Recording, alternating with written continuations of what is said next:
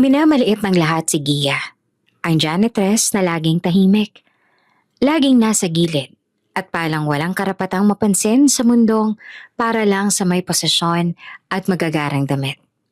Para sa kanila, isa lang siyang anino na may mop at basahan. Walang kwento, walang halaga. Pero isang gabing tahimik ang opisina, may nangyaring hindi niya inaasahan. Nadala siya. At sa pagsalo ng bagong boss sa kanya, bahagyang naangat ang likod ng kanyang uniforme. Doon napako ang tingin nito sa isang birthmark.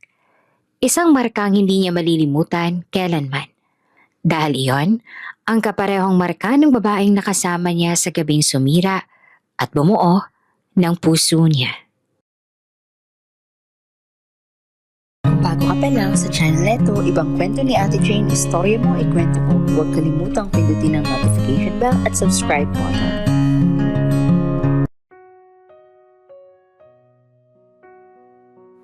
Tahimik ang buong opisina. Hindi yung karaniwang tahimik ng umaga, kundi yung klase ng katahimikan na parang may paparating na bagyo. Lahat nakaupo ng tuwid. Parang estudyanteng hinihintay ang terror na guro. Bumakas ang elevator. Unang lumabas ang dalawang board members. Sunod ay ang lalaking agad na nagpaigting sa hangin sa paligid. Bata pa. Mga early 30s siguro. Matangkad, maayos ang tabas ng mukha pero walang bahid ng ngiti. Diretso ang tindig, mabagal pero sigurado ang lakad. Siya na yun. Pabulong ng isang empleyado. Ang bagong CEO. Walang palakpak, walang pagbate. Parang instinctively, alam ng lahat na hindi ito klase ng taong mahilig sa ingay. Tumigil siya sa gitna ng conference area at tumingin sa paligid. Isang tingin lang pero sapat para manlamig ang batok ng mga tao. Ako si Adrian Valle. Malamig ang sabi. Hindi malakas ang boses pero malinaw. Hindi ko kayo tatawaging pamilya. Trabaho lang to. Kung maayos kayong magtrabaho, maayos din ang trato ko. Kung hindi, huminto siya saglit. Sapat para kumabog ang dibdib ng lahat. Alam niyo na. Walang sumagot. Tumango lamang ang ilan. Sa dulo ng hallway, hawak ang mop at timba, tahimik na nakatayo si Gia. Night shift siya palagi. Bihira sa ganitong oras. Pero pinatawag ang lahat ng staff, kahit janitorial para sa introduction ng bagong boss. Nang magtama ang mga mata nila, parang may malamig na tubig na ibinuho sa dibdib ni Gia. Hindi pwede. Ibinaling niya agad ang tingin sa sahig. Pinilit kontrole ng hininga. Pero huli na, kilala niya ang lalaking yon. Hindi bilang CEO, kundi bilang estrangherong nakasama niya isang gabi. Isang gabing hindi niya kailanman inakala na babalik sa ganitong anyo. Karinderya, ulan, pareho silang pagod. Parehong walang gustong magtanong ng pangalan. At ngayon, boss niya ito. Miss, narinig niya ang tawag. Napalingon siya at isang supervisor nakatingin sa kanya. Ikaw yung janitress, diba? Lumapit ka. Nanlamig lalo ang palad ni Gia habang dahan-dahan siyang lumakad palapit. Ramdam niya ang titig ng lalaki kahit hindi pa siya tumitingin. Sir Adrian, sabi ng supervisor, part ho siya ng night maintenance team. Tumango lamang si Adrian. Nang tumingin siya kay Gia, doon siya natigilan. Kahit sandali lang, isang segundo, dalawa. May kung anong dumaan sa mga mata niya. Hindi yon pagkilala, hindi rin pagkalito. Parang ala-ala na pilit umuusbong, pero ayaw magpakita ng buo. Okay, sabi niya sa wakas. Siguraduhin yung malinis ang floors ng executive wing. Ayoko may naaamoy o nakikitang dumi kahit madaling araw. Opo, sir. Mahina pero malinaw na sagot ni Gia. Walang emosyon sa mukha niya. Walang bakas ng pagkakakilala. Para ngayon lang talaga sila nagkita. Tumalikod si Adrian at nagpatuloy sa meeting. Si Gia naman dahan-dahang umatras. Pilit na pinapakalma ang sarili. Hindi niya ako kilala. Paulit-ulit niyang sabi sa isip. At hindi rin niya kailangang malaman. Gabi, tahimik ang building, parang ibang mundo kumpara sa umaga. Ang ilaw sa executive floor ay iilan lang ang bukas. Humuhuni ang floor polisher habang maingat na nililinis ni Gia ang hallway. Sa loob ng glass office sa dulo, may ilaw pa rin. Nakaupo si Adrian sa likod ng mesa. Nakabukas ang laptop pero hindi gumagalaw ang kamay niya. Kanina pa siya nakatitig sa refleksyon sa salamin. May mali. Kanina pa gumugulo sa isip niya ang mukha ng janitress. Hindi malinaw kung saan niya ito nakita, pero may pamilyar. Isang pakiramdam na parang may naiwan siyang tanong na hindi nasagot. Tumayo siya at lumapit sa salamin. Sa labas nakita niya si Gia. Abala sa trabaho, tahimik, maingat. Parang gustong laging maging invisible. Bumukas ang pinto ng opisina. Miss, tawag niya. Napahinto si Gia at dahan-dahan siyang lumingon. Opo, sir. Saglit siyang tinitigan ni Adrian at mas malapit na ngayon. Mas malinaw ang mukha at mas malakas ang kutob. Matagal ka na ba rito sa kumpanya? Tanong niya. Magdadalawang taon na po. Tumango siya. Night shift ka ba lagi? Opo. Hindi ka ba napapagod? Diretso niyang tanong na parang out of place pero seryoso. Nagulat si Gia pero mabilis siyang sumagot. Sanay na po. May katahimikan sa pagitan nila. Yung klase ng katahimikan na parang may gustong sabihin. Pero parehong pinipigilan. May kilala ka ba na nagngangalang Adrian? Biglang tanong niya. Isang pitik ng segundo, doon muntik madala si Gia. Pero ngumiti lang siya ng bahagya, profesional. Boss po namin kayo, sir. Hindi iyon ang sagot na hinahanap niya. Alam niya. Okay. Sabi niya at umatras ng isang hakbang. Salamat. Pwede ka nang magpatuloy. Opo. Habang palayo si Gia, napatingin siya sa likod. Isang mabilis na sulyap lang. Nakita niya ang nakatayo pa rin si Adrian. Nakatitig sa kanya. Parang may binubuo sa isip. At sa gabing yon, pareho nilang alam. May nakaraan silang hindi pa handang harapin. At sa isang katahimikang mas maingay kaysa anumang salita. Madilim pa ang langit nang umuwi si Gia. Tahimik ang eskinita, amoy basang semento at lumang kahoy. Maingat siyang umakyat sa makitid na hagdan ng inuupahang bahay. Parang ayaw niyang gumising kahit ang mismong pagod niya. Ma, mahina niyang tawag nang binubuksan ng pinto. May mahinang ubo naman ang sumagot. Nandito ako.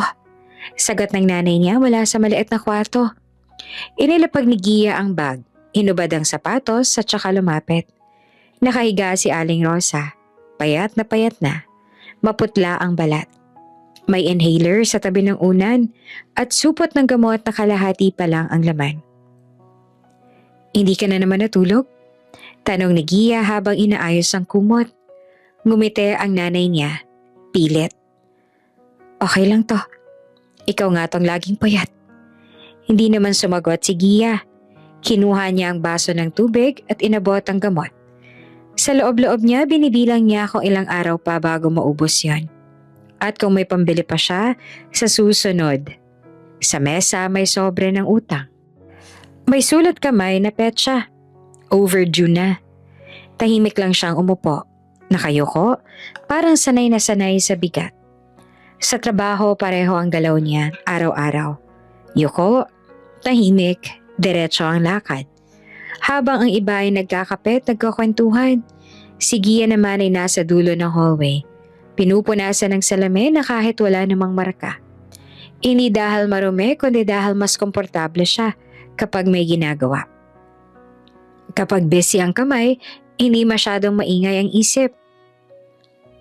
Uy, Gia! Tawag ng isa sa guards. Break mo na. Umiling siya. Mamaya na. Hindi siya suplada. Hindi rin mahiyain sa tradisyonal na paraan. Para lang siyang taong ayaw mapansin dahil alam niyang kapag napansin, may kasunod na tanong. At wala siyang lakas para magpaliwanag.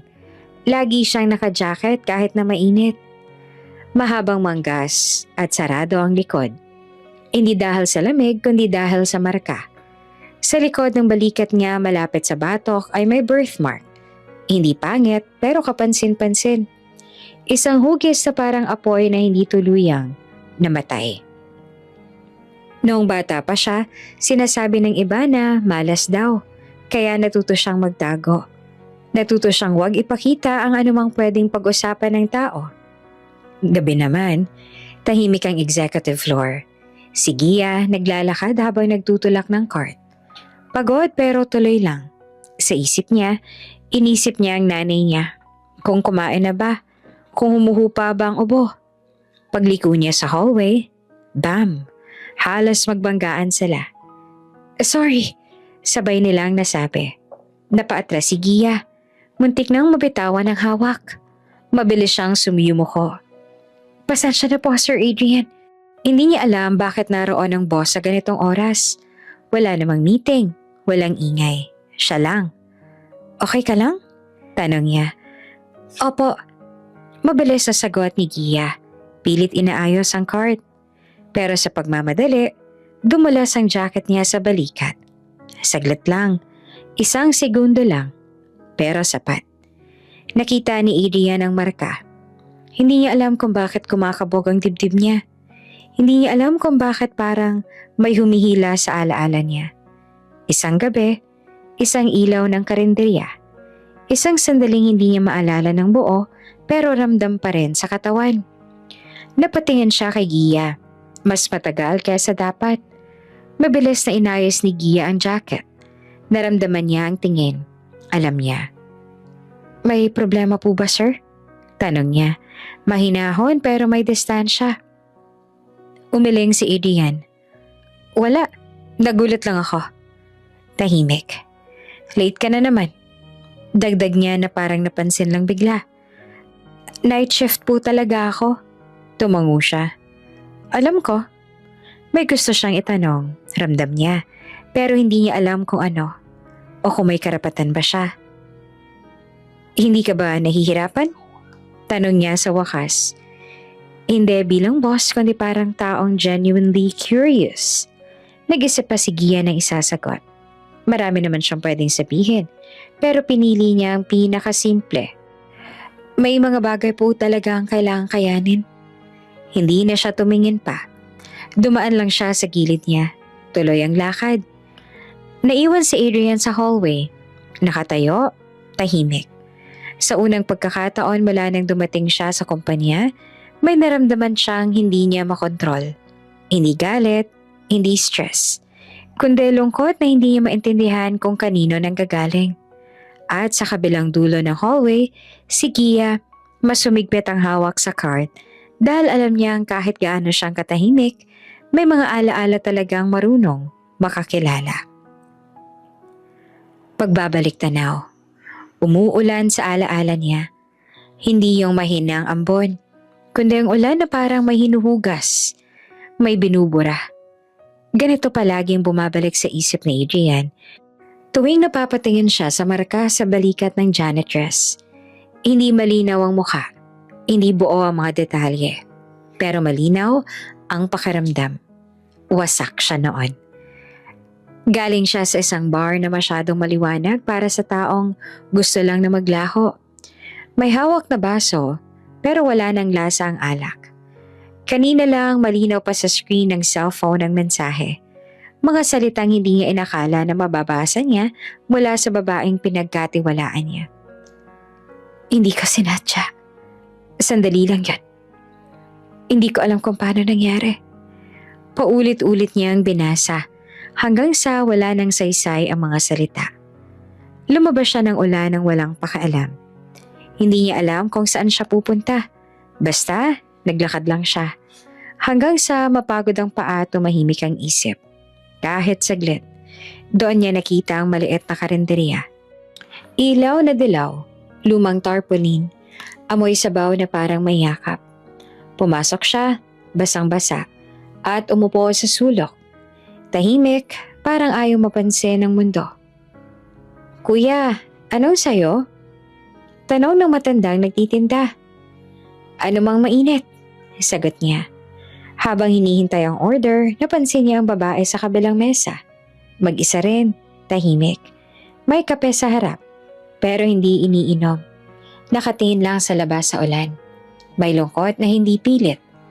Yung klase ng lungkot na hindi humihingi ng awa. Nang ihatid ang pagkain niya, napansin niyang walang gumagalaw sa mesa ng babae. Hindi ka kakain? Hindi niya alam kung bakit niya natanong. Napalingon naman ng babae. May bahagyang gulat sa mata. Pero hindi siya umiwas. Hindi pa. Mainit pa. Tumango siya. Parang tayong dalawa. Bahagya namang ngumiti ang babae. Hindi masaya, pero totoo. Mas masarap ang sabaw kapag hinihintay. Sabi nito.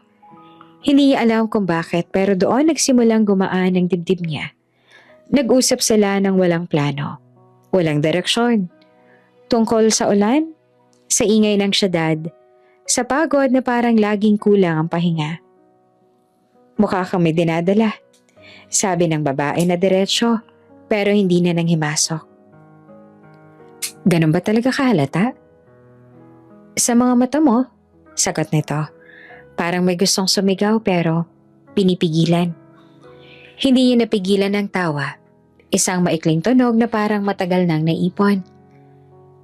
Iniwan ako. Sabi niya na walang paligoy-ligoy. O di kaya mas tamang sabihin na pinagpalit? Hindi nagulat ang babae. Hindi rin naawa.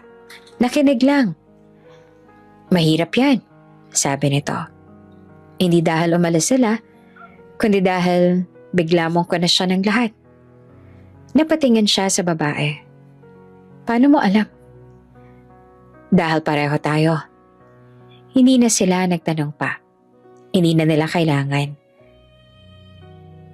Uminom sila ng kape at umorder pa ng isa. Lumalim ang gabi pero parang ayaw umusad ang oras. Ano nga palang pangalan mo? Bigla niyang tanong na halos pabulong. Umiling ang babae. Mas okay siguro kung wala. Ngumiti siya at pagod, pero payapa. Sige, ako rin. Lumabas sila nang humupa ang ulan. Hindi malinaw kung sino ang nag-aya. Basta magkasamay lang silang naglakad. Parang natural na kasunod ng paghinga. Sa maliit na inuupahang kwarto, tahimik ang lahat. Walang drama, walang pangako. Parang parehong alam nilang hindi iyon ang hinahanap nila. Nag-usap pa rin sila. Sa dilim sa pagitan ng mga hininga. Hindi ka masamang tao, sabi ng babae at nakahiga sa tabi niya. Nasaktan ka lang. Hindi siya umimik. Hindi niya alam na kailangan pala niyang marinig yon. May nangyari sa kanila. Hindi dahil sa libog, kundi dahil sa pangangailangan ng katahimikan. Isang yakap na walang obligasyon. Isang gabi na walang tanong sa bukas. Kinabukasan, late na si Edie ang nagising. Wala na ang babae sa tabi niya. Hindi man lang siya nagpaalam. Sabi nito na banayad ang boses. Tumango siya. Okay lang. Walang palitan ng numero. Walang pangakong babalik. Wala na ang babae. Huminto saglit sa pinto ang tingin ni Edie ang bumulong. Salamat. Umalis ang babae at doon nagtapos ang gabing hindi niya na inakala pang babalik. Hanggang sa nakita niya ang marka. At ngayon, habang nakaupo siya sa opisina, ramdam niya ulit ang bigat. Hindi ng sakit, kundi ng tanong. Hindi niya alam ang pangalan ng babaeng nagligtas sa kanya noong gabing wasak siya. Pero alam ng alaala kung nasaan siya ngayon. Mabigat ang ulo ni Gia mula pa kanina. Hindi siya nagsabi sa kahit kanino. Sanay naman na siyang itulak sa gilid ng hilo. Ang panghihina, ang kirot sa sikmura na parang may kulang. Ang isang oras na lang. Iyan ang paulit-ulit niyang sinasabi sa sarili habang pinupunasan ng salamin sa executive floor. Tahimik ang gabi, masyadong tahimik. Huminga siya ng malalim. Inangat ang braso para abutin ang itaas na bahagi ng pader. At doon, biglang umikot ang paligid. Saglit na nagdilim ang paningin niya. Sandali, hindi niya natapos ang salita. Nadulas ang paa niya. Bumitaw ang kamay sa basahan. Bumigat ang katawan. Parang hinihila pababa ng sahig. At bago pa man siya tuluyang bumagsak, may sumalo sa kanya. Hoy! Mahigpit ang kapit sa braso niya. Matatag, mainit, amoy pabango na hindi niya inaasahang maramdaman sa ganitong oras. Pagmulat niya ng mata, mukha ni Adrian ang una niyang nakita. Okay ka lang? Tanong nito na halatang nagulat din. Hindi naman agad nakasagot si Gia. Nahihilo pa rin. Ramdam niya ang kamay ng lalaki sa likod niya. Sinusuportahan ang bigat niya. Opo, sandali lang po. Mahina niyang sabi. Umupo ka. Utos ni Adrian at hindi bossy, kundi alalang-alala. Tinulungan niya si Gia na maupo sa isang mababang bench sa hallway. Nanginginig ang tuhod niya. Pilit niyang inaayos ang hininga. May kinain ka ba? Tanong ni Adrian. Umiling si Gia. Tubig lang po kanina. Napakunot ang noon niya. Hindi pwedeng ganyan. Humugot siya ng tubig mula sa dispenser at inabot kay Gia. Eto, inumin mo. Tinanggap niya yon, nahihiya. Salamat po. Habang umiinom si Gia, hindi naman napansin ni Adrian na bahagyang umangat ang likod ng damit niya, dala ng pagkakahawak at biglang galaw kanina. At doon niya nakita ang birthmark. Hindi yun buo, hindi malinaw. May bahaging tila kupas. Parang may peklat na tumabon sa dating hugis. Parang apoy na tinatapakan. Nandoon pa rin, pero nagbago. Napako si Adrian. Hindi siya huminga, hindi siya kumurap. Ang hugis, ang pwesto, ang alaala. Isang gabi, isang ilaw na dilaw. Isang babaeng ayaw magpangalan. At sa pagitan ng dilim at ulan, may markang nasilayan niyang hindi sinasadya. Saglit lang, pero tumatak sa isip niya sa kakaibang dahilan na hindi niya maipaliwanag noon. Pareho. Pero, hindi rin. May bahid ng tila paso, hindi eksaktong kapareho. Sapat lang para magduda. Sapat lang para hindi makasiguro. Mabilis na inayos ni Gia ang damit niya. Napansin niya ang biglang pagbabago sa mukha ni Adrian. Yung paninigas ang pangat, yung titig na parang may hinahanap. Sir, maingat niyang tawag. Parang doon lang siya nagising. Pasensya niya at umatras ang bahagya. Pasensya na, natulala lang. Tahimik ulit ang hallway. Ramdam ni Gia ang tensyon, kahit hindi niya alam kung bakit. May sakit ka ba? Tanong ni Adrian na mas mahinahon na ngayon. Umalis siya. Wala naman po, napagod lang siguro. Hindi siya pinilit, pero halatang may gustong itanong ang lalaki. Isang tanong na umiikot sa dulo ng dila pero ayaw mabuo. May sugat ka ba? Bigla niyang nasabi. Nanlaki ang mga mata ni Gia. Mabilis din siyang kumalma. Luma na po yan. Sagot niya na diretso pero sarado ang tono. Matagal na. Tumango si Adrian. Okay. Wala na siyang dinagdag. Wala na ring tinanong pa. Pero sa loob-loob niya ay may lindol. Kung siya nga iyon, bakit narito siya? Bakit janitress? Bakit parang may mga kwentong hindi tugma? At kung hindi naman, bakit ganito ang pakiramdam na parang may tinapakan siyang alaala na ayaw magpaistorbo? Tumayo si Gia na mas maayos na ang tindig. Salamat po sa tulong, sir. Okay na po ako. Sigurado ka? Opo. May sandaling gusto niyang pigilan ni Adrian. Sabihin ng kahit ano. Magtanong ng diretso. Pero nananaig ang hiya at ang takot na magmukhang tanga sa sarili niyang alaala. Sige, sabi niya sa huli. Kung nahihilo ka ulit, sabihin mo na lang sa supervisor. Opo. Habang palayo si Gia, ramdam niya ang bigat sa likod. Hindi ng mata, kundi ng tanong na hindi tinanong. Mas umigpit ang hawak niya sa cart. Mas binilisan ang lakad. Hindi na siya lumingon. Sa hallway, naiwan si Adrian. Nakatayo at nakatitig sa sahig na parang doon niya makikita ang sagot. Hindi niya alam kung aksidente lang ba ang lahat. Hindi niya alam kung nilalaro lang ba siya ng alaala.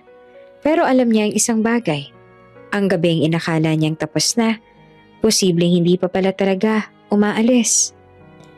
Nagsimula ito sa tingin. Hindi halata sa una, isang sulyap lang kapag dumadaan si Gia sa hallway. Isang saglit na pag-angat ng ulo kapag naririnig ang tunog ng cart niya sa gabi. Pero habang lumilipas ang mga araw, napansin ni Adrian na mas madalas niya nang alam kung nasaan si Gia, kahit hindi niya intensyong alamin. At doon na siya kinabahan. Hindi siya ganitong klase ng tao. Hindi siya nadadala ng emosyon. Hindi siya nagpapadala sa alaala. Lalo na sa isang gabing dapat ay matagal nang nakalibing. Pero bawat galaw ni Gia, parang may hinahaplos na sugat sa isip niya. Tahimik, maingat, laging nakayuko. At yung marka, hindi na siya mapalagay. Pakikuha nga ng file ni Gia. Yung janitress sa night shift. Sabi ni Adrian sa HR manager isang umaga. Napatingin naman sa kanya ang babae at bahagyang nagulat. Si Gia po, may problema po ba sir? Umiling siya. Wala. Routine check lang. Tumango ang HR. Sige po. Nang maiwan siyang mag-isa, huminga ng malalim si Adrian. Routine check. Kahit sa sarili niya, alam naman niyang hindi yun totoo. Makalipas ang ilang minuto, nakalatag na sa mesa niya ang manipis na folder. Gia M. Santos, edad 26. Address, isang barangay sa lungsod. Malayo sa lugar na alam niya. Trabaho, janitress, 2 taon na. Emergency contact, nanay. Walang kakaiba. Walang bakas ng buhay na kahawig ng babaeng nakilala niya noon. Walang palatandaan na tumira ito malapit sa karinderyang yon. Walang kahit anong peraso na magtatahe sa nakaraan at sa kasalukuyan. Hindi pwede. Bulong niya sa sarili. Binasa niya ulit. Mabagal, detalyado. Parang may makakaligtaan siyang linya na biglang sisigaw ng, eto yun no? Pero wala. Kung siya nga ang babaeng yon, bakit parang walang bakas? At kung hindi naman, bakit parang umiikot ang mundo niya tuwing napapadaan si Gia? Isinara niya ang folder, pero hindi ang isip. Sa kabilang dulo ng gusali, ramdam na ramdam ni Gia ang pagbabago. Hindi niya kailangan ng kumpirmasyon. Alam niya kapag may nakatingin. Alam niya kapag sinusukat ang bawat galaw niya. At ngayon parang palagi. Habang nagwawalis siya, nararamdaman niya ang presensya ni Adrian kahit hindi siya lumilingon. Kapag naglilinis siya ng salamin, nahuhuli niyang nasa refleksyon ang mata nito. Kapag naglalakad siya sa hallway, parang may biglang titigil sa paghinga ng hangin. Kinakabahan siya. Baka alam na niya. Pumasok sa isip niya. Baka naaalala na niya. Mas humigpit ang hawak niya sa mop. Mas binilisan ang kilos. Ayaw niyang mabigyan ng dahilan para kausapin siya ulit. Pero isang gabi, hindi niya naiwasan. Gia, napahinto siya at nasa likod niya na si Adrian. May hawak na tablet na kunwaring may tinitignan. Kamusta ka na? Tanong niya. Okay na po. Sagot ni Dia na hindi man lang dumilingon. Sigurado? Opo. Tahimik ulit. Matagal ka na bang nakatira sa address na nasa file mo? Biglang tanong niya. Nanlamig naman ang batok ni Gia. Pero kontrolado ang mukha. Opo, simula na magtrabaho ako rito. Hindi ka ba lumipat ng lugar dati? Dagdag niya, na parang casual. Umiling si Gia. Hindi po. Diretso. Walang bahid ng alinlangan. At doon lalong narito si Adrian. Kung nagsisinungaling siya, bakit parang walang bigat ang boses? Kung nagsasabi siya ng totoo, bakit parang may puwang na ayaw magsara sa isip niya? May mga gabi bang lumalabas ka dati? Tanong niya. Mas mababa ang tono. Napatingin sa kanya si Gia sa wakas. Diretso, Walang galit, walang takot, pero may hangganan. Sir, sabi niya ng mahinahon, may problema po ba sa trabaho ko? Parang sinampal siya ng tanong. Wala, sagot niya agad. Maayos ka magtrabaho. Kung ganun po, sagot ni Gia at ibinaling ang tingin sa sahig. Pwede na po ba akong magpatuloy? Tumango si Adrian. Oo, umalis si Gia. Pero ramdam niyang nanginginig ang dibdib niya. Hindi dahil sa pagod, kundi dahil sa pakiramdam na parang hinuhukay ang isang bahagi ng buhay niyang ayaw niyang balikan.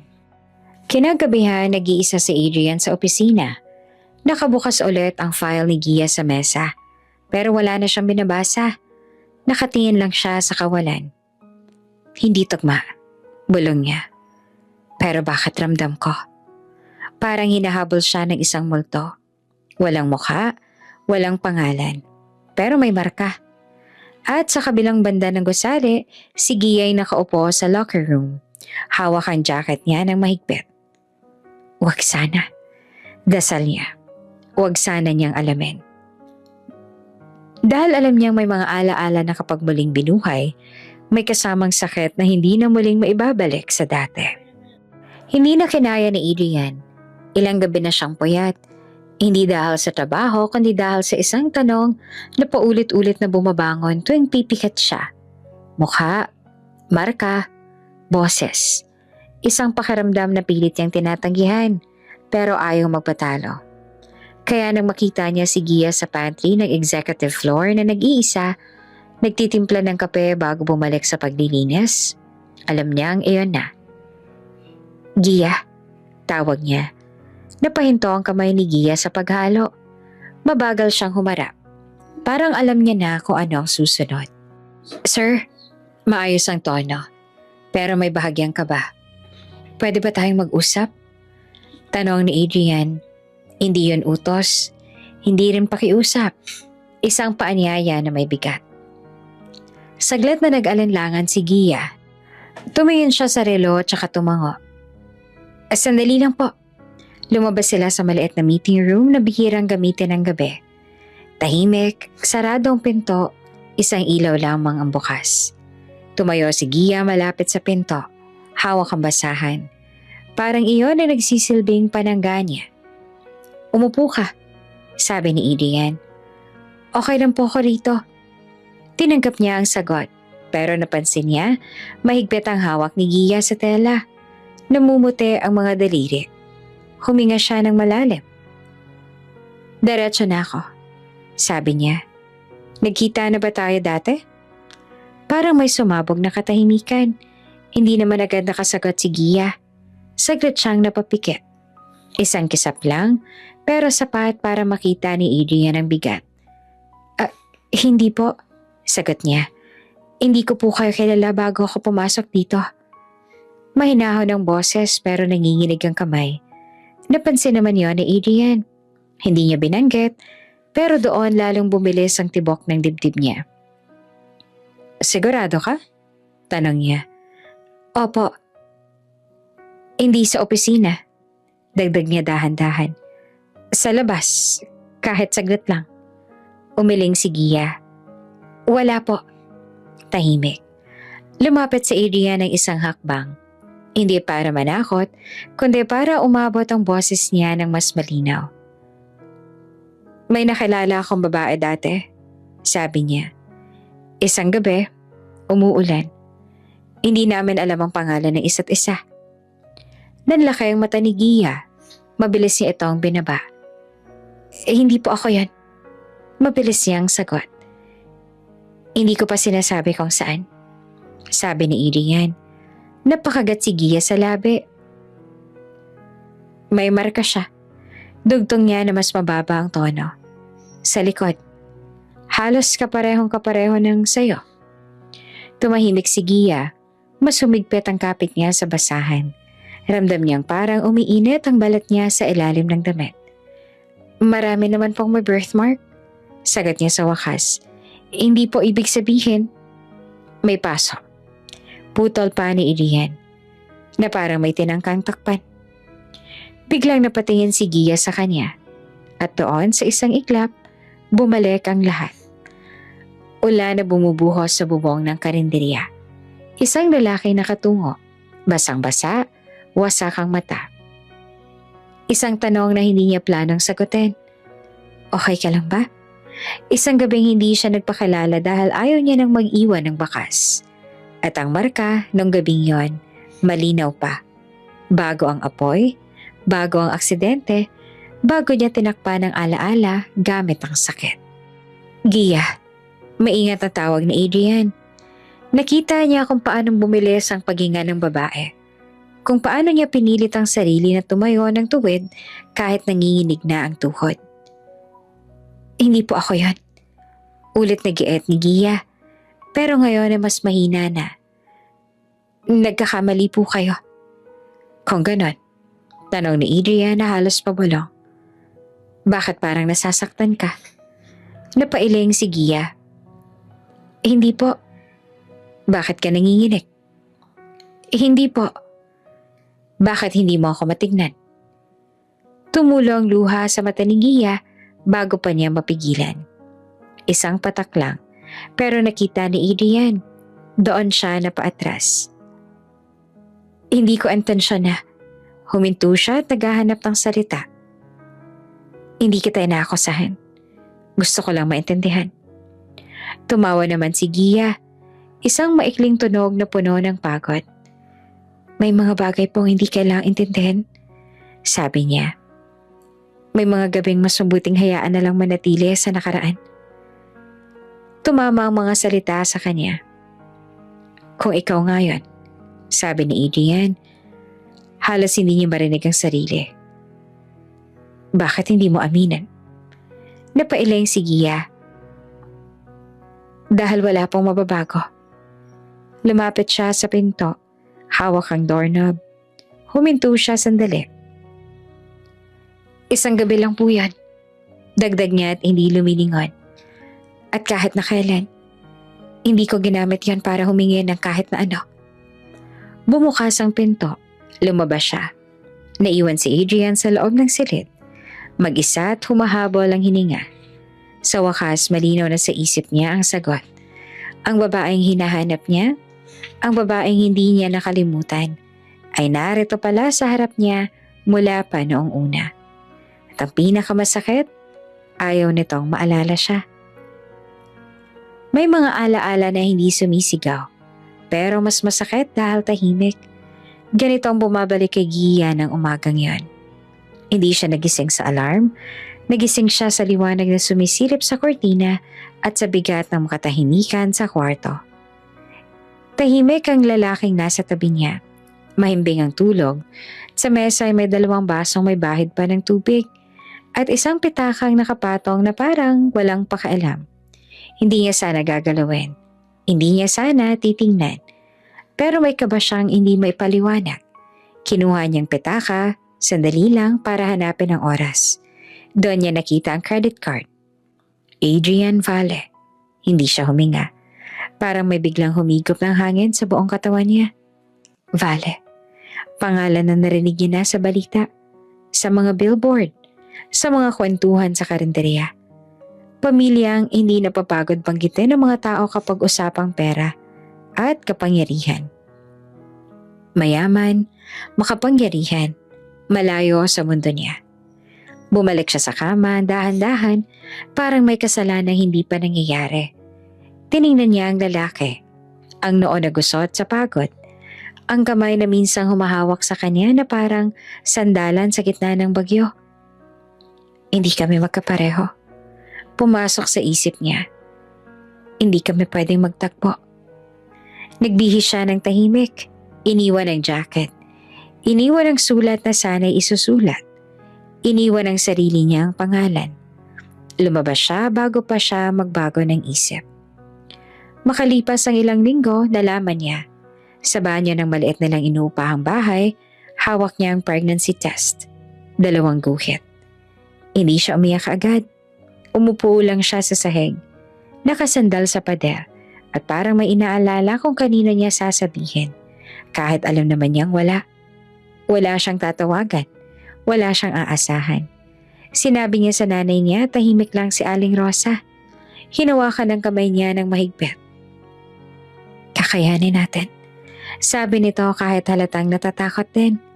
Pero ang katawan ni Gia, hindi kinaya.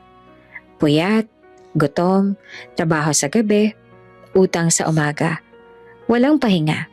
Walang pahintulot ang mundo na tumigil. Isang gabi, habang naglilinis siya ng banyo sa isang fast food, bigla siyang napaupo. May kirot, may init. May dugong hindi niya inaasahan.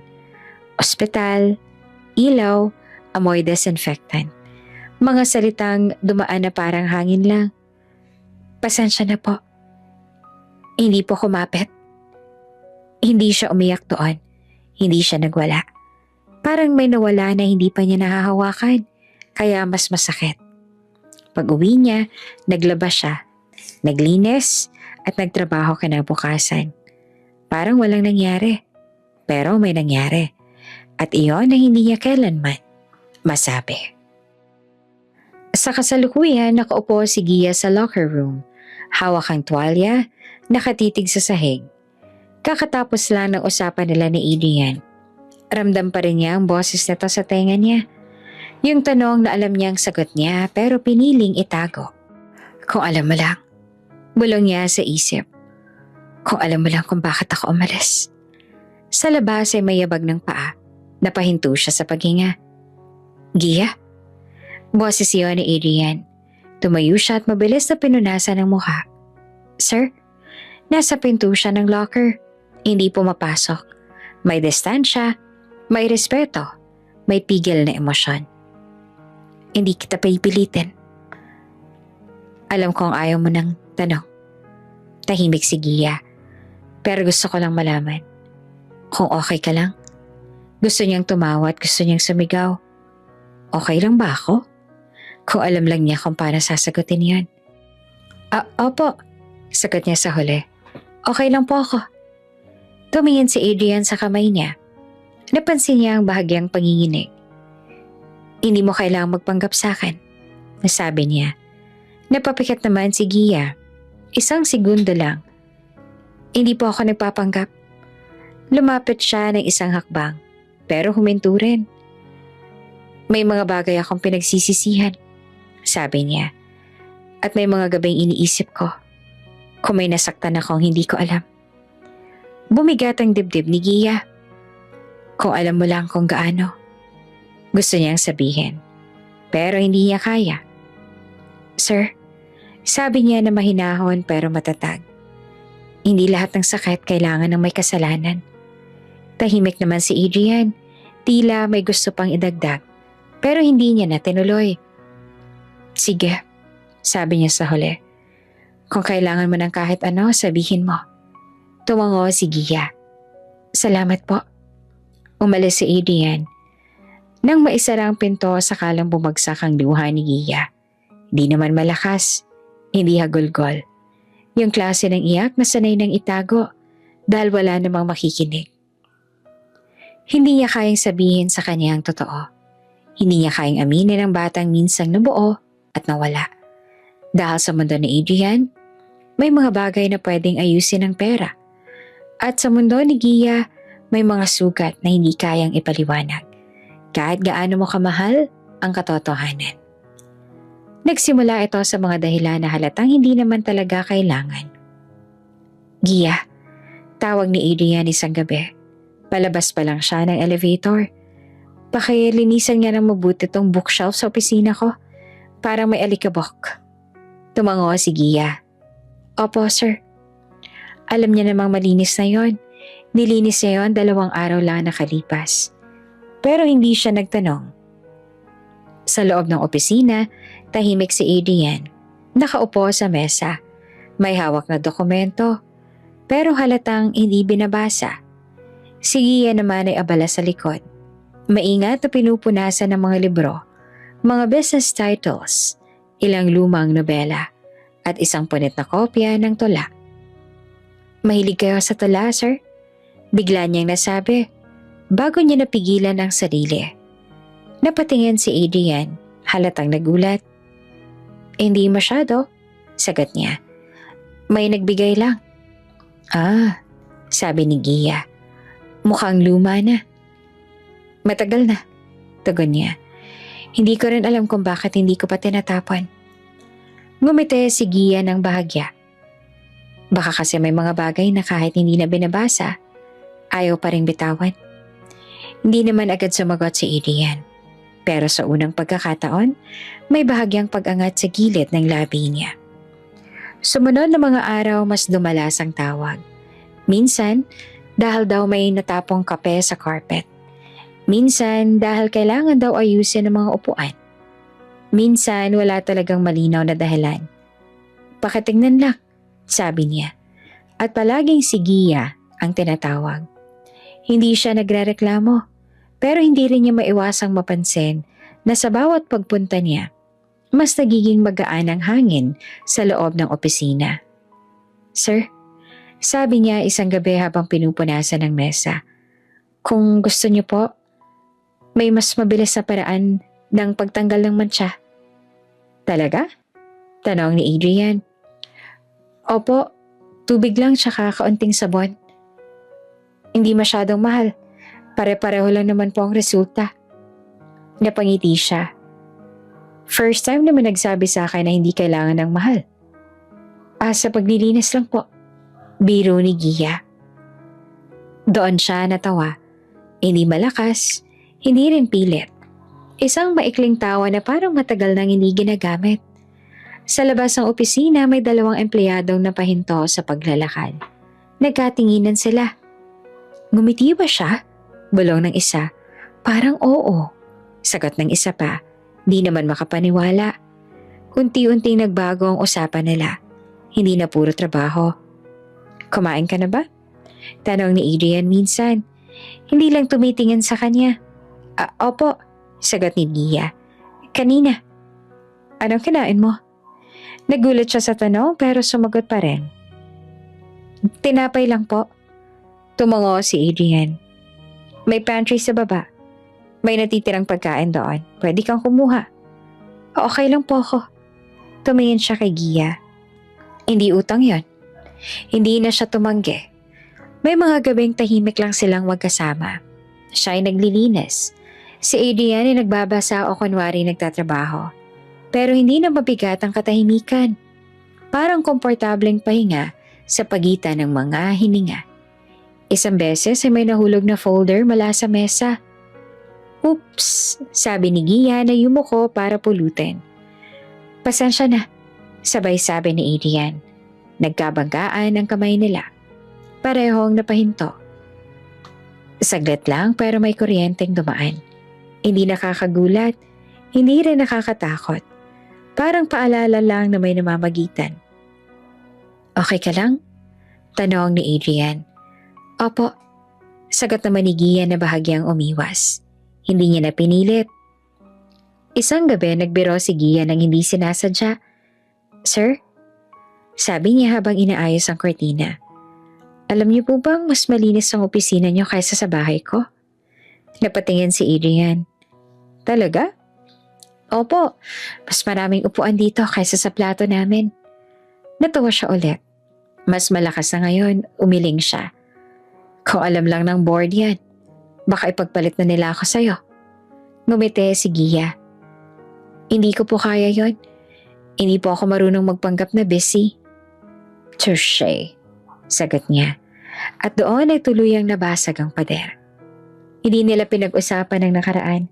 Hindi rin ang mga tanong na minsang sumabit sa pagitan nila. Pero sa bawat tawag, sa bawat ngiti, sa bawat sandaling magkasama sila, may unti-unting bumabalik. Hindi bilang alaala ng isang gabi, kundi bilang 2 taong dahan-dahang natutong maging komportable sa presensya ng isa't isa. Isang gabi, habang palabas si Gia ng opisina, biglang nagsalita si Adrian. Gia, lumingon siya. Salamat, sabi niya. Para saan po? Sa pagiging ikaw. Hindi na siya nakasagot. Tumango lang siya. May ngiting hindi niya kayang pigilan. Sa hallway may mga matang nakamasid. Mga empleyado ngayon lang nakakita ng boss na hindi malamig, hindi matarik ang noo, hindi nagmamadali.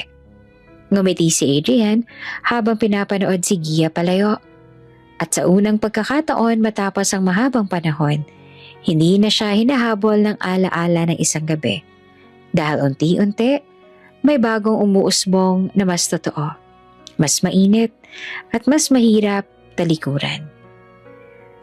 Dumating si Monica Reyes na parang bagyong may dalang pabango at kumpiyansa. Investor, sosyal, sanay masunod. Huminto ang bulungan sa opisina nang makita siyang bumaba ng elevator. Maayos ang kanyang suot. Diretso ang lakad at ang ngiting sanay makuha ang gusto. Kilala siya ng lahat bilang isa sa pinakamalaking backer ng kumpanya. At kilala rin siya sa isang bagay na hindi nakasulat sa kontrata. May gusto siya kay Adrian. Adrian, bati niya na malambing ang tono. Parang sila lang ang tao sa hallway. Late ka na naman. Ngumiti si Adrian ng profesional. May inayos lang. Sa likod nila tahimik na naglilinis si Gia. Hindi siya nakikisali. Hindi rin tumitingin. Pero ramdam niya ang presensya ng babae. Yung klase ng presensyang sanay manghusga kahit hindi pa nagsasalita. Napatingin si Monica kay Gia. Mula ulo hanggang paa. Mabagal, mapagmatsyag. Sabi niya na may bahagyang tawa. So ito palang dahilan kung bakit lagi kang nagpupuyat. Natigil pa si Adrian. Anong ibig mo sabihin? Lumapit si Monica sa mesa kung saan nag-aayos si Gia. Miss, sabi niya na parang mabait. Matagal ka na ba rito? Opo. Sagot ni Gia na magalang. Janitress ka, diba? Opo. Ngumiti naman si Monica pero malamig. Ang sipag mo naman. Hindi ba kayo tinuruan na huwag istorbohin ang mga meeting? Monica, babala ni Adrian. Pero huli na. Ay, sorry. Kunwaring gulat ni Monica. Nagtatanong lang ako. Nakaka-curious kasi. Bihira ako makakita ng CEO na mas madalas kausap ang janitress kesa sa investors. Tumigil ang galaw ni Gia. Humigpit ang hawak niya sa basahan. Pero hindi siya nagsalita. Alam mo, dagdag pa ni Monica na nakatingin na ngayon kay Adrian. Ingat ka. May mga taong marunong umangat gamit ang tamang timing. Tumama ang mga salita sa katahimikan.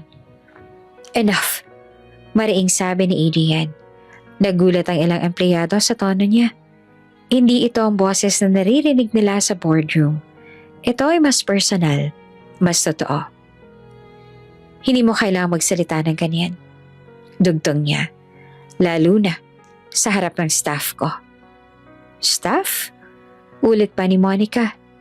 Adrian, huwag ka masyadong emosyonal. Praktikal lang ako. Hindi yan pagiging praktikal. Sagot niya ng diretso. Pagmamaliit yan. Tahimik ang paligid. May mga matang nakatutok. May mga hiningang pinipigilan. Janitress lang siya. Mariing sabi ni Monica na halatang inis na. At investor ako. Alam mong pagkakaiba. Doon na tuluyang nagbago ang mukha ni Adrian. Hindi ka lang investor, sabi niya. At hindi lang siya janitress. Lumapit siya kay Gia at isang hakbang lang, pero malinaw ang posisyon. Nasa tabi niya, hindi sa harap, hindi sa likod, sa tabi. Ang trabaho niya ang dahilan kung bakit maayos ang lugar na pinapasukan natin araw-araw. Kung may respeto ka sa kanya, may respeto ka sa lahat na nagtatrabaho rito. Adrian, simula ni Monica. Hindi. Hanggang dito na lang. Napakunot ang noon ni Monica. Siniseryoso mo ba to? Oo. Sagot niya nang walang pag-aalinlangan. Sa unang pagkakataon, nakita ng mga empleyado ang boss nilang walang takot ipagtanggol ang isang tao. Hindi dahil sa posisyon, kundi dahil sa prinsipyo. Tahimik si Gia. Nakayuko pa rin. Pero may kirot na kumikirot sa dibdib niya. Hindi dahil sa insulto, Kundi dahil sa depensang hindi niya hiniling pero natanggap niya. Kung ganyan ang trato mo sa mga taong mas mababa sa'yo, sabi ni Adrian, baka kailangan mong isipin kung anong klase ng partnership ang gusto mo. Nanigas naman si Monica. Pag-iisipan ko yan. Malamig niyang sabi. Tumalikod siya at naglakad palayo. Ang yabag ay matalim sa sahig. Nang magsara ang elevator, sakalang bumalik ang ingay ng mundo. Dahan-dahang humarap si Adrian kay Gia. Okay ka lang? Tanong niya na mahina ang boses. Tumango si Gia, pero nangingilid ang luha. Pasensya na po. Sabi niya na halos pabulong. Hindi ko po intensyon. Wala kang kasalanan. Putol niya agad. Hindi mo kailangang humingi ng tawad.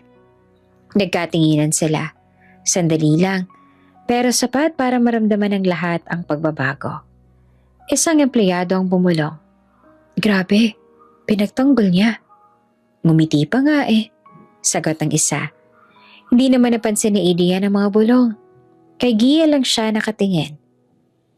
Pwede ka mag-break, sabi niya. Ako nang bahala rito. Tumango si Gia at dahan-dahang lumayo. Habang naglalakad siya sa hallway, sakalang bumuhos ang luha. Hindi dahil sa hiya, kundi dahil sa biglang init sa gitna ng lamig ng mundo niya. At sa likod niya naiwan si Adrian. Unang beses na hindi niya inisip kung anong sasabihin ng board, ng investors o ng mundo.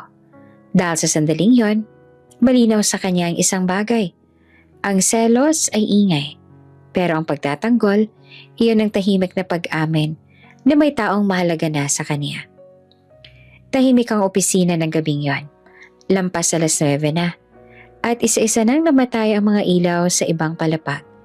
Naiwan si Gia sa harap ng mesa ni boss. Hawak ang folder na kanina pa niya dapat na isumite. Hindi niya alam kung bakit siya pinatawag ulit. Wala namang urgent. Wala rin bagong utos. Pero sa mga huling linggo, parang gano'n na palagi. May dahilan man o wala, hinahanap siya. Pwede ka bang maupo muna? Mahinang sabi ni boss. Hindi nakatingin, abala sa pag-iikot ng ballpen sa pagitan ng mga daliri niya. Tumango si Gia at umupo sa silyang kaharap ng mesa. Ramdam niya ang kabog ng dibdib niya. Hindi dahil sa pagod, kundi dahil sa presensya ng lalaking ilang hakbang lang ang layo pero parang may sariling gravity. Tahimik si boss, parang may hinahanap na salita o baka lakas ng loob. May itatanong sana ako. Simula niya, tsaka huminga ng malalim. Pero parang mas tama munang may sabihin. Tumingin siya kay Gia. Hindi yung titig na mapanuri, kundi yung parang may pinapasan.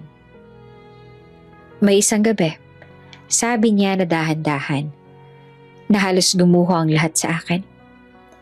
Nanlalamig ang mga palad ni Gia at hindi siya gumalaw. Hindi rin siya nagsalita. Hindi ko alam kung bakit ko sinasabi to sa'yo. Patuloy ni boss, bahagyang ngumiti, pero may lungkot sa mga mata. Siguro kasi, ikaw yung tipo ng tao na marunong makinig. Yung hindi agad huhusga. Tumango si Gia, pilit pinatatatag ang sarili. Pinakamadilim na yugto ng buhay ko yan. Ani ng boss. Sunod-sunod na naging problema. Niloko ko. Yung negosyo, pamilya, sarili ko. Akala ko kayang kontrolin ng lahat. Mali pala. Sandaling tumahimik. May dumaan na alaala sa mukha niya. Mabilis pero mabigat. Pumasok ako sa isang lugar na hindi ko karaniwang pinupuntahan. Sabi niya, pagod, laspag, hindi naghahanap ng kahit ano. Sa totoo lang, gusto ko lang makalimot kahit sandali. Napapikit si Gia. Para siyang tinamaan ng hangin sa dibdib. Doon ko siya nakilala. Dugtong ng boss. Isang babae. Wala siyang pangalan. Walang tanong. Isang gabi lang. Pumigat ang lalamunan ni Gia at kumirot ang puso niya. Parang hindi niya inakalang posible. Parang may hinahaplos at sinasaktan ng sabay. Akala ko madaling kalimutan. Sabi ni boss at bahagyang natawa. pero hindi masaya. Isang gabi lang naman, diba? Pero mali na naman ako. Tumulo ang luha ni Gia, tahimik, walang hikbi.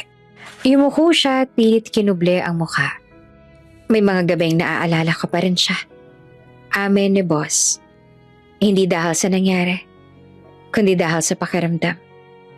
Sa paraan ng pagtingin niya, parang nakita niya ako. Hindi bilang boss. Hindi bilang lalaking may pera, kundi bilang taong pagod na. Naramdaman ni Gia ang panginginig sa mga kamay niya. Lahat ng alaala, ang ilaw ng hotel, ang lamig ng umaga, ang credit card na nakapatong sa mesa. Bumalik na parang eksena ang ayaw magpaalam. Umalis siya kinabukasan. Sabi ni boss, walang iniwan, walang paalam.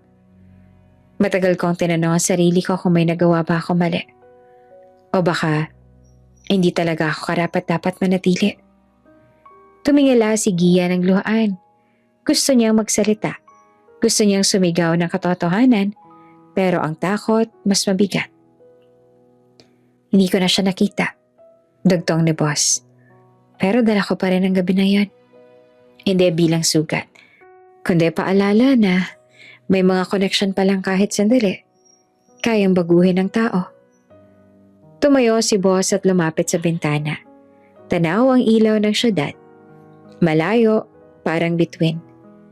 Pasensya na, sabi niya na nakatalikod. Hindi ko alam kung bakit ko sinasabi to sa'yo. Siguro pagod na ako magkunwari na wala akong pakiramdam. Tahimik naman si Gia. Umiyak siya ngayon ng tuluyan, pero pinipigilan ng tunog. Isang hakbang na lang, isang salita, at mababago ang lahat. Pero paano kung magalit siya? Paano kung makita niya si Gia hindi bilang empleyado, kundi bilang babaeng nagtago ng katotohanan? Lumapit si boss sa kanya, dahan-dahan, hindi masyadong malapit, may distansya pa rin, parang paggalang. Okay ka lang ba? Tanong niya na may pag-aalala. Tumango si Gia, pinunasan ng luha. Opo, mahinang sagot. Nadapuan lang po ng emosyon. Tinitigan siya ni boss, parang may gustong itanong. Pero pinili niyang manahimik. Salamat sa pakikinig, sabi niya. Hindi ko to sinasabi kahit kanino. Tumayo si Gia, hawak ang folder. Salamat din po sa pagtitiwala. Nagkatinginan sila. Isang mahabang sandali na puno ng hindi nasabing katotohanan. Sa loob ni Gia, may sigaw ang puso niya. Ako yon. Ako ang babaeng yon. Pero nanaig ang takot sa pagkawala, sa galit, sa posibilidad na tuluyan siyang mawala sa buhay ng lalaking unti-unti niya nang minahal. Lumabas si Gia sa opisina na may bitbit na lihim. Mas mabigat kaysa dati. Sa likod niya naiwan ang boss. Nakatingin sa pintong nagsara. Hindi alam na ang hinahanap niyang alaala ay ilang hakbang lang palayo. Gabi na, tahimik ang executive floor. Naiwan si Gia para tapusin ang isang report. Napinasa naman sa kanya ng supervisor niya. Hindi na siya janitress ngayon sa eksenang to. Assistant na siya sa operations. Pero sanay pa rin siya maglinis ng kalat sa mesa habang nag-iisip. Habang inaayos niya ang mga papel, may nahulog. Isang maliit na bagay na tumunog sa sahig. Napayuko siya agad. Ang kwentas. Ang manipes na silver chain na bihira niyang isuot sa labas ng uniform. Hindi niya namalayang lumabas mula sa loob ng blouse niya. Bago pa niya mapulot, may isa pang kamay na nauna nang dumampot. Tumigil ang mundo niya. Si Adrian. Nakatayo sa harap niya, hawak ang kwentas. Hindi siya agad nagsalita, tinitigan lang niya iyon.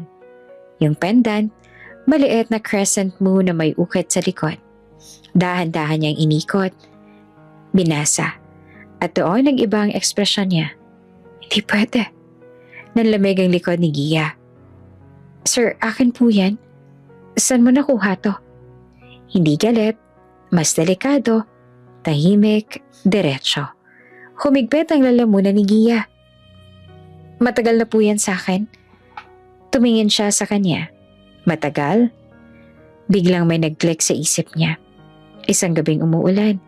Isang babaeng ayaw magbigay ng pangalan. Isang kwenta sa tinanggal niya sa sarili niyang leeg bago sila naghiwalay kinabukasan.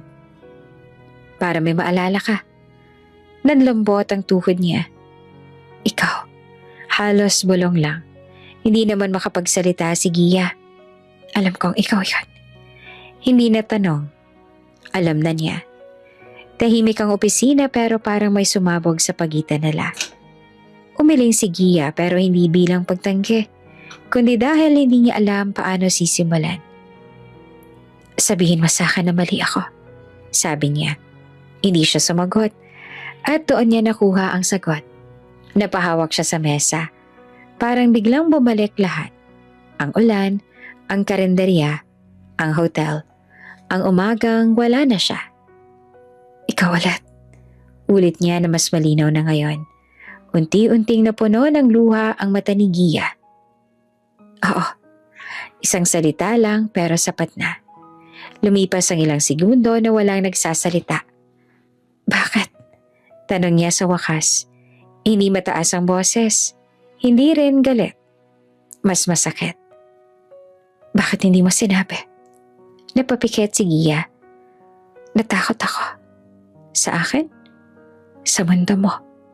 Tumingin siya ng diretso sa kanya ngayon. Kinabukasan nakita akong pangalan mo. Nanahimik siya. Nasa credit card mo na nakapatong sa table. Biglang may realization sa mukha ni Adrian. You checked?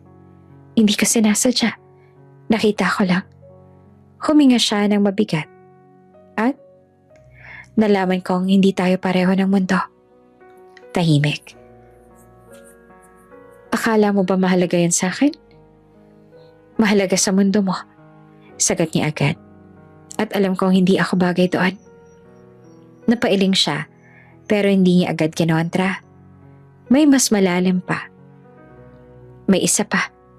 Mahina niyang dagdag at doon siya natakot. Ano? Hindi siya makatingin. Buntis ako. Parang may huminto sa paghinga sa loob ng silid. Hindi siya gumalaw. Hindi siya nagsalita. Walang reaksyon sa loob ng ilang segundo. Anong sabi mo? Buntis ako noon. Past tense. Tumama sa kanyang bigat. At nasan? Napayo ko si Gia. Hindi siya umabot. Doon siya unang napahawak sa dibdib niya. Parang literal na may kumurot. Kailan mo nalaman? 1 month after? Bakit hindi mo?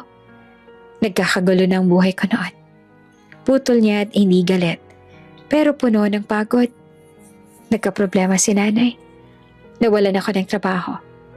Wala akong pera. Wala akong pangalan na maibigay sa'yo. Napatahimik siya. Mag-isa ko siyang hinarap. Dagdag niya. At mag-isa ko ring nawala. Doon na bumagsak ang luha ni Adrian. Hindi dramatic, isang patak lang, pero malinaw. May anak tayo, bulong niya. Meron, sagot niya. At hindi ko alam. Umiling si Gia. Hindi ko hinayaan na malaman mo. Hindi mo ako binigyan ng chance. Masakit, pero hindi galit. Alam ko, at daladala ko yan araw-araw. Lumapit siya ng isang hakbang. Hindi para sigawan, hindi para sumbatan, kundi para maintindihan. Akala ko, ang pinakamabigat na parte ng gabing yan ay pagkawala mo. Di ko alam na may mas mabigat pa pala. Napayakap si Gia sa sarili niya. Hindi ko gustong itali ka sa isang responsibilidad na hindi mo pinili. Pero pinili kita. Sagot niya agad. Napatingin siya. Mula pa noon. Tahimik. Punong-puno. 2 tao ngayon lang lubos na naiintindihan ang bigat ng nakaraan. Hindi ko alam kung paano tayo babawi doon. Sabi niya sa wakas. Hindi na natin mababawi, pero pwede nating harapin. Nagkatinginan sila at mas malinaw na ngayon. Mas totoo, mas masakit. Pero wala nang lihim. At minsan iyon ang mas mahalaga. Tahimik ang opisina pero para kay Adrian, malakas ang bawat tunog, bawat yabag, bawat tunog ng papel, bawat kisap ng ilaw ay parang kumakatawan sa galit na hindi niya maipaliwanag. Lumapit siya sa bintana ng office niya. Nakatingin sa ilaw ng syudad, pero hindi siya nakatingin sa tanawin. Nakatingin siya sa tanong na bumabalik sa kanya, ulit at ulit. Bakit hindi niya ako hinanap noon? Sandali lang na napatingin siya sa kanyang mesa. At sa isip niya, bumabalik ang alaala ng kwintas. Ang gabi na yon, ang kwento ng babae, si Gia. Tumayo siya, dahan-dahan. Hawak ang mga dokumento, pero parang wala sa kamay niya ang laman. Lahat ay bigat na hindi niya matanggal. Gia, tawag niya sa loob ng opisina na tahimik pero mariin. Huminto si Gia sa pag-aayos ng pantry. Napatingin siya at may takot sa mata. Alam niyang hindi biro ang tono ng boses niya. Sir, mahinang sabi niya. Lumapit si Adrian, hindi masyadong malapit.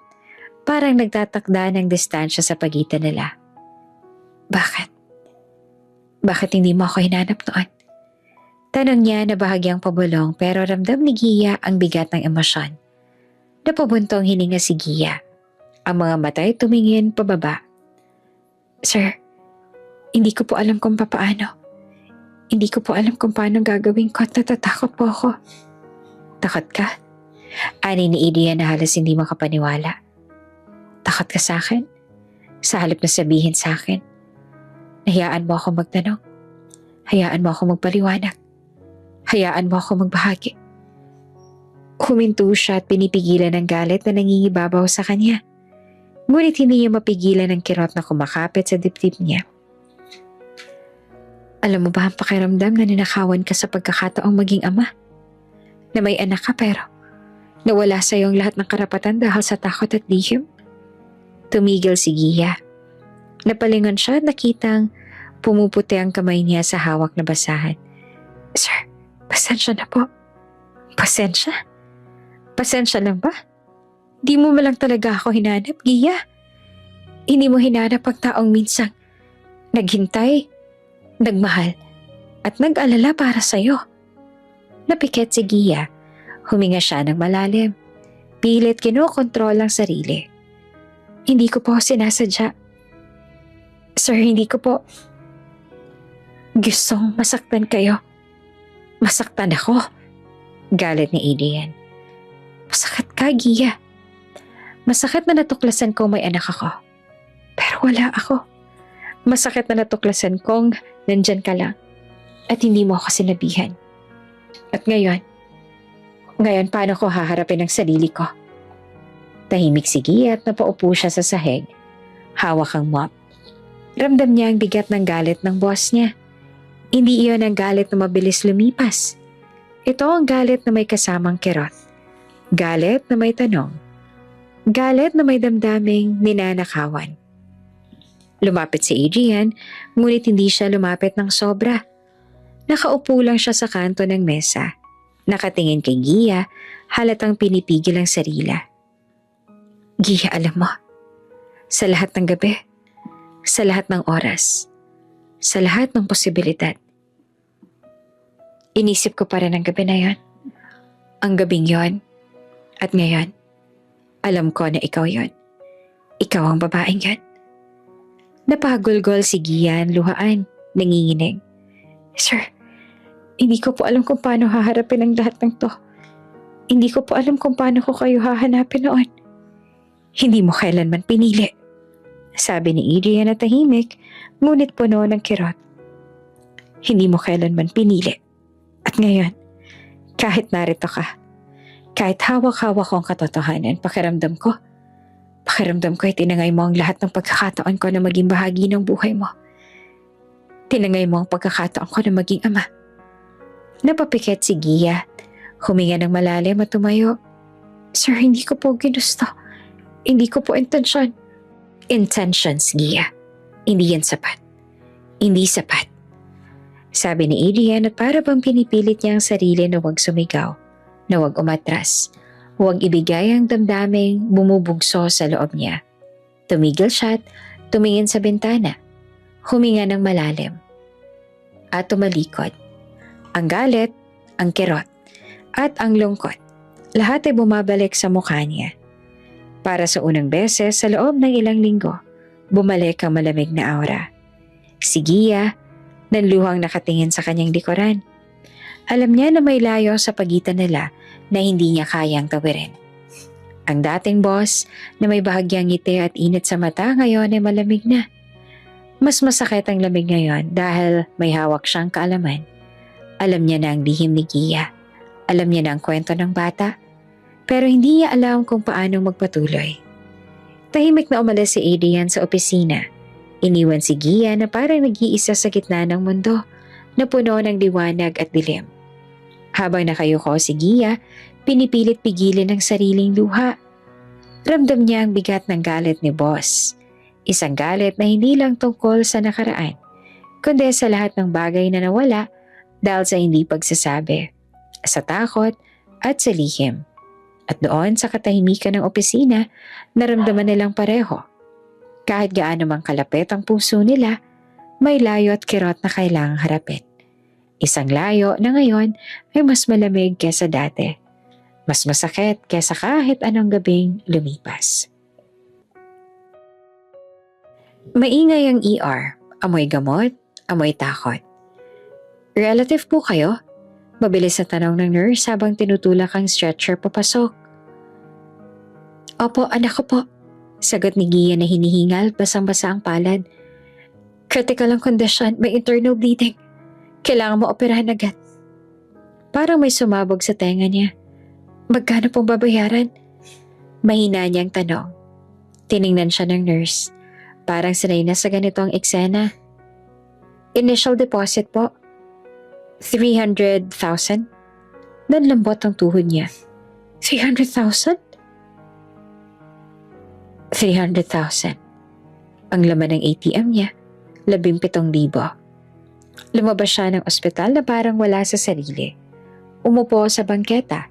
Tinawagan niya ang lahat ng pwede niyang tawagan. Ate sa dating boarding house, dating kaibigan sa trabaho, loan app. Walang sumagot. Kung may sumagot man, puro, pasensya na Gia. Napayuho siya. Ayaw niyang lumapit kay Adrian. Hindi pagkatapos ng nangyari. Hindi pagkatapos ng galit nito. Ayaw niyang isipin ito na ginagamit niya ito. Pero bawat minuto, tumatakbo ang oras. Kinabukasan, pumasok siya sa trabaho na parang walang nangyari. Nangingitim ang ilalim ng mata niya. Hindi siya nagsalita kanino man. Sa pantry, narinig niya ang 2 empleyado. Alam mo ba? Si Gia nasa ospital daw, nanay. Ha? Bakit hindi nagsabi? Ewan, kagabi pa raw kritikal. Napahinto si Adrian sa paglalakad sa hallway. Kritikal ang nanay ni Gia. Hindi siya nalapitan, hindi siya tinawagan. May kung anong kumurot sa dibdib niya. Sa kabilang banda naman ng building, nasa CR si Gia, nakasandal sa pader. Hawak ang phone. May message ang ospital. Please settle the deposit within the day. Surgery cannot proceed without payment. Napapikit siya. Nanginginig ang kamay niya habang nagtatype. Sir, pwede po ba akong mag-advance ng salary? Kahit kalahati lang po ng 1 year. Binura niya. Hindi niya kaya. Paglabas niya ng restroom, halos mabanggaan niya si Adrian. Gia, hindi malamig ang boses nito ngayon. Hindi rin galit. Mas delikado, mas kalmado. Bakit sa iba ko pa nalaman? Hindi siya makatingin. Ayoko na pong maabala kayo. Abala? Napatawa siya ng mahina, pero walang saya. Nanay mo yon. Tahimik. Gaano kalala? May bleeding daw po siya sa tiyan. Kailangan niya maoperahan. Pero hindi pa po natutuloy. Bakit? Hindi siya sumagot. Hindi na kailangan. Nagtagpo ang mga mata nila. At doon niya nakita ang pride, takot at hiya. Magkano? Diretso niyang tanong. Sir, hindi ko po kayo nilalapitan para doon. Magkano, Gia? 300,000 po. Saglit na katahimikan. bakit hindi ka pumunta sa akin kagabi? Dahil galit po kayo? Diretsahan. Tumama. Napatingin si Adrian sa kanya. Parang may gustong sabihin pero hindi alam paano. Galit ako sa nangyari. Hindi sa'yo. Pareho lang po yun minsan. Masakit pero totoo. May loan apps ka bang in-applyan? Tanong niya bigla. Napalingon naman si Gia. Opo. Cancel them. Sir, cancel them. Mas mariin. Hindi ko naman po kayang bayaran agad kong... Gia? Lumapit siya ng isang akbang. Hindi kita hahayaang mabaon sa utang habang kaya kong solusyonan to sa isang perma. Napahigpit ang hawak niya sa bag. Ayoko pong isipin ninyo na ginagamit ko po kayo. Ginagamit? Napailing si Adrian. Kung pera lang ang usapan, matagal ko nang naibigay yan. Hindi mo kailangang magmakaawa. Hindi siya sumagot, pero may luha nang namumuo. Makalipas ang 2 oras, nasa ospital na sila. Hindi alam ni Gia kung paano nangyari. Hindi niya alam kung kailan tumawag si Adrian. Ang alam lang niya ay may lumapit na accounting staff sa billing counter.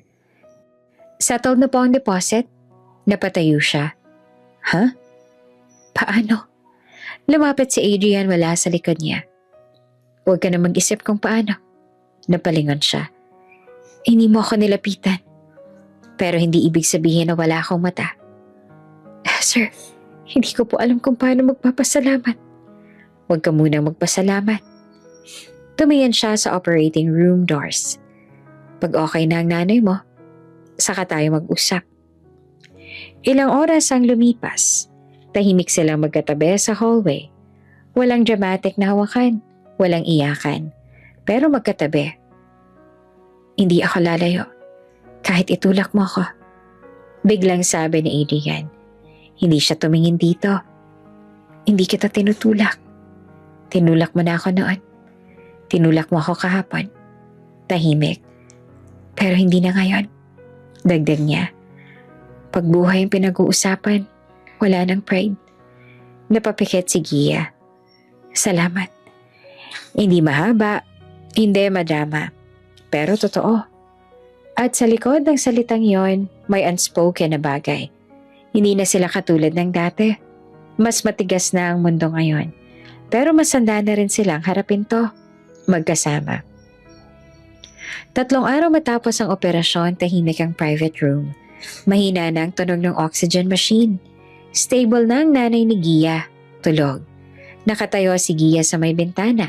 Hawak ang discharge papers. Hindi niya alam kung paano haharapin si Adrian. Alam niya na siya ang nagbayad. Hindi to pinagyabang. Hindi nag-message. Hindi nag-remind. Nalaman niya lang sa billing nurse. Fully settled na po, ma'am. Walang pangalan na binanggit, pero alam niya kung sino. Paglabas niya ng kwarto, nandoon si Adrian sa hallway. Hindi siya nakasuit. Simpleng polo lang. Parang hindi CEO. Pwede ba kitang makausap? Mahinahon niyang tanong. Tumango si Gia. Lumakad sila papunta sa may tahimik na bahagi ng corridor. Walang dramatic background. Mga pasyente lang na dumadaan. Real life. Alam ko na ikaw ang nagbayad. Diretso niyang sabi. Okay. Hindi denial. Hindi pag-iwas. Bakit hindi mo sinabi? Tumingin siya sa kanya. Kailangan ba? Napahinto siya. Gia, hindi naman kita tinulungan para may utang na loob ka sa akin.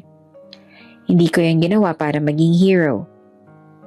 Alam ko, ginawa ko yon kasi hindi kita kayang panoorin na bumagsak ulit. Tahimik. Akala ko galit ka pa. Mahina niyang sabi. Galit ako. Umiling siya sa nangyari. Sa mga nawala, sa sarili ko. Napatingin si Gia. Alam mo kung ano mas mahirap tanggapin? Na habang iniisip ko na ninanakawan mo ako ng pagkakataon, hindi ko rin naman alam kung magiging handa ba talaga ako noon. Hindi niya rin inaasahan yon. Adrian, let me finish. Mas madaling kisihin ka kaysa aminin na pareho tayong takot noon. Na pareho tayong hindi handa. Pareho pa tayong bata. Nangilid ang luha ni Gia. Hindi ko sinasabi na okay na lahat. Dagdag niya. Masakit pa rin, oo. Pero hindi ko kayang piliin ang galit. Kung kapalit nun ay ikaw. Tumahimik ang paligid. Ilang gabi ako nag-isip. Patuloy niya. Kung mas pipiliin ko bang maging tama o maging masaya. Napatawa siya ng mahina. Ang corny pakinggan? Hindi. Bulong ni Gia. Tumingin siya diretso sa kanya ngayon. Hindi kita matitiis. Kahit gaano kasakit ang nakaraan. Walang background music. Walang dramatic pause. Pero tumama. Hindi kita kayang itulak palayo para lang maipakita na may pride ako. Dagdag niya. Pagod na ako mag-isa. Hindi na napigilan ni Gia ang luha. Ayoko mahalin mo ako dahil may utang ka. Sabi niya at nanginginig ang boses. Ayokong isipin mo na kailangan mo lang ako ngayon kasi andito ako. Lumapit siya ng isang hakbang. Hindi para hawakan agad. Para lang bawasan ang distansya. Mahal kita bago pang ospital. Bago pang galit. Bago pang revelation. Napatitig siya. Simula ng gabing umuulan at pareho tayong wasak. Diretso niyang sabi. Akala ko moment lang yon. Pero hindi ka nawala sa isip ko. Huminga si Gia. Para ngayon lang siya nakahinga ng buo. Hindi ko alam na mahal pa rin kita. Pag-amin niya. Akala ko attachment lang. Trauma bond. Ewan. Napangiti siya ng bahagya. Modern terms. Pero nung muntik ko na talagang mawala si nanay, ikaw ang una ko naisip. Hindi dahil may pera ka ha, kundi dahil pakiramdam ko. Ikaw ang tahanan. Doon siya unang natulala. Dahan-dahan niyang hinawakan ang kamay ni Gia. Hindi mahigpit, hindi possessive. Sigurado. Hindi ko kayang baguhin ang nakaraan. Sabi niya.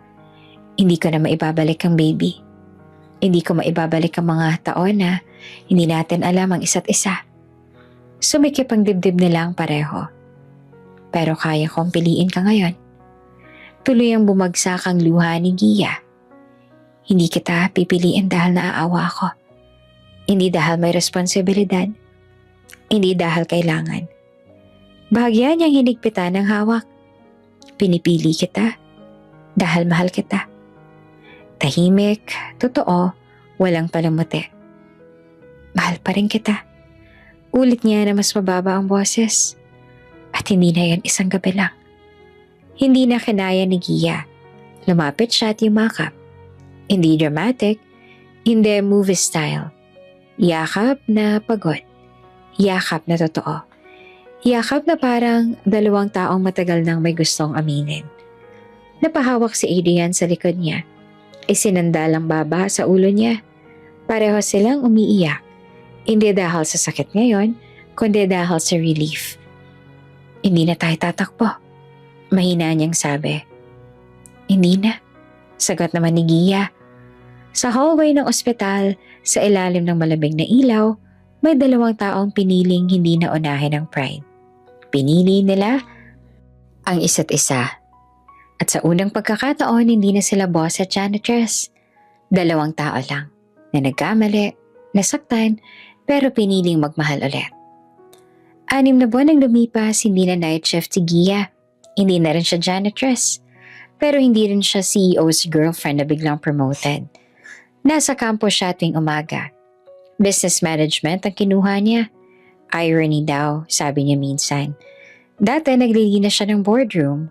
Ngayon, pinag-aaralan niya na kung paano magpatakbo ng kumpanya. Scholar siya. Hindi charity case. Hindi regalo. Scholar. Si Adrian ang nag-set ng education fund pero malinaw ang usapan nila mula pa noong una. Hindi kita ilalagay sa posisyon na parang utang mo to sa akin, sabi niya noon. At tinupad niya yun. May maintaining grade si Gia, may performance review, may mentor na hindi si Adrian, at hindi niya agad tinanggal si Gia sa kumpanya noon. Gusto kong tapusin ng maayos, sabi niya dati. Ayoko mag-disappear na parang may nagligtas lang sa akin. Kaya tinapos niya ang kontrata. Maayos, may turnover, may despedida pa ang cleaning team. Ngayon bumalik siya sa building, pero hindi para maglinis. Intern siya sa operations department. Pinagtrabaho niyang sarili niya roon. Hindi siya pinahawak agad sa executive floor at proud siya doon. Hapon sa lobby ng parehong building, nakaupo si Gia sa bench. May hawak na folder. Kakatapos lang ng meeting niya with her supervisor. May nagsalita sa likod niya. So, Miss Caller, kamusta ang first month? Hindi na siya nagugulat sa presensya niya. Ngumiti lang siya bago pa lumingon. Hindi ako binigyan ng special treatment. Sagot niya. Pinagalitan nga ako kanina. Good, sagot ni Adrian. Mas gusto ko yan. Umupo siya sa tabi niya. Hindi na sila tago. Hindi rin sila overexposed sa opisina. Alam ng iilan pero hindi ginawang issue. Alam mo, sabi ni Gia habang nakatingin sa glass doors. Minsan naiisip ko, kung hindi kaya ako nahilo nun sa hallway, baka hindi tayo umabot dito, no? O hindi ako lasing noon sa karinderya, baka hindi rin. Nagkatinginan sila, tahimik, comfortable, hindi na heavy. Hindi ako nag-resign noon dahil gusto kong maranasan ng dignidad. Biglang sabi ni Gia, alam ko, gusto kong malaman na kaya ko, na hindi ako inangat lang dahil mahal mo ako. Tumingin siya sa kanya, seryoso pero malambot ang mata. Hindi kita minahal dahil mahina ka. Alam ko na ngayon. Ngumiti siya. Maya-maya lumabas sila ng building. Sa gilid ng kalsada, sa tapat mismo ng maliit na karinderyang hindi pa rin nagbabago. Parehong lugar. Parehong amoy ng sabaw at mantika. Parehong simpleng ilaw. Dito, sabi ni Adrian na tumigil. Dito. Ulit ni Gia na mas mahina. Naalala mo ba sinabi mo sa akin noon? Marami akong sinabi. Lasing ka. May sinabi ka tungkol sa hindi lahat ng mayaman ay masaya. Ngumiti siya. At sinabi ko rin, hindi lahat ng mahirap ay kawawa. Tumango siya. Huminga ng malalim si Adrian. Sa susunod na gabi na malungkot ako, panimula niya. Napatingin si Gia. Alam ko na kung sinong hahanapin ko. Hindi na yon linya na dramatic. Statement lang. Sigurado. Lumapit siya, tinawakan ng kamay ni Gia. Hindi patago, hindi rin pang display. Natural lang. Pero sana, dagdag niya, hindi na tayo umabot sa ganong kadilim ulit. Sana hindi na, sagot ni Gia. Pero kung mangyari man, ngumiti siya. Nandito na tayo. Tahimik silang tumawid papunta sa karinderya. Umupo sa parehong sulok. Umorder ng parehong sabaw. Hindi na sila wasak ngayon.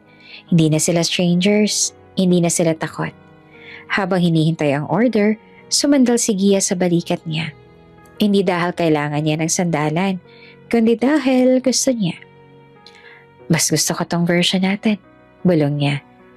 Yung hindi nagtatago, yung hindi natatakot.